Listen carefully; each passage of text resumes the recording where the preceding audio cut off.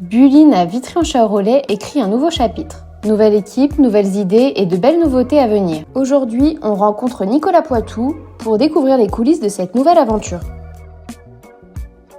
Donc je m'appelle Nicolas Poitou, j'ai 39 ans, je suis originaire de la région parisienne. Nous avons racheté avec mon épouse le bowling le 3 mars. À l'origine, on est des entrepreneurs d'une toute autre partie, puisque moi j'avais une société d'enseigne et mon épouse a un centre de formation dans le social et le médico-social. On a décidé de changer de vie parce qu'on en avait marre de la région parisienne et qu'on souhaitait se mettre un petit peu plus au vert et se rapprocher des montagnes. Et du coup, la région était le bon entre-deux pour pouvoir s'installer et avoir une vie un peu plus paisible, un autre rythme de vie avec nos 3 filles dans le coin de Paris-le-Monial. Moi, je joue au bowling depuis plus de 30 ans, donc c'est un milieu que je connais très bien. J'ai beaucoup d'amis qui sont eux-mêmes propriétaires de bowling et du coup on était en recherche de bowling à vendre, de projets de ce type-là avec une aire de jeu pour enfants, puisque c'est quelque chose qu'on avait essayé de développer sur Paris mais on manquait de surface. Et du coup c'était un projet qui collait assez bien puisque du coup ça a réunissé un petit peu tout ça. Les principaux pôles ici c'est forcément le bowling, le laser game et l'aire de jeu pour les enfants. Le but c'est d'essayer d'améliorer un petit peu cette offre avec tout ce qui va être une box quiz blind test karaoké, tout ce qui va être des jeux d'arcade, donc ça peut être des nouveaux billards, ça peut être un jeu de basket, des punching balls, des fléchettes. Ça va être également de dynamiser via des offres tout ce qui est un petit peu sportif, la Coupe du Monde, la diffusion des matchs de Champions League, de rugby, de tennis, histoire d'amener un petit peu de vie et d'ambiance dans le bowling à toute heure, que ce soit le côté familial en journée ou que ce soit un petit peu plus festif dès que les enfants partent se coucher et que les grands ont envie de s'amuser. Ça va être également de développer la partie bowling sportif, puisque bon, moi comme je suis issu du sportif, on essaye de remettre des conditions en place pour les licenciés et les amener à revenir. On doit faire des travaux sur les pistes pour les mettre vraiment tip top pour pouvoir ensuite faire des compétitions dans un second temps.